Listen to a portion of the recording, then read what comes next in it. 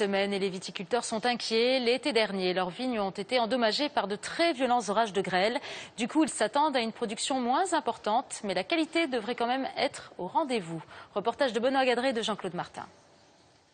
Nicolas Rossignol, Jean-Louis Moissenet, deux viticulteurs installés sur des terres d'exception, Pommard et Volnay.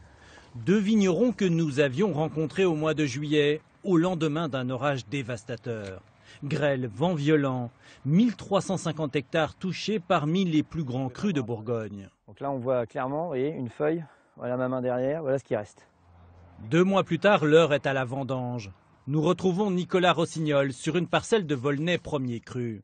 La vendange est tardive, 3 semaines de retard en partie à cause de la grêle. En l'état, je sais que je perds 50% de ma récolte sur l'ensemble du domaine. Ça, c'est dans le meilleur des cas. Maintenant, si les conditions climatiques se détériorent, je peux perdre jusqu'à 60-70%. Pour Jean-Louis Moissenet, c'est encore pire. Sur ces parcelles de Pommard, la perte atteint 90%.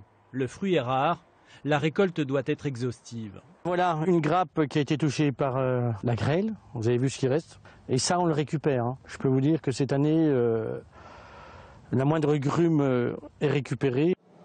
Une petite récolte qui arrive au plus mauvais moment. Car en 2012, ces viticulteurs ont déjà connu la grêle. Moins de quantité donc, mais plus de travail sur la table de tri.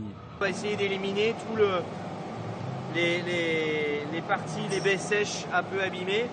Et puis certaines qui peuvent être un petit peu détériorées avec un début de pourriture.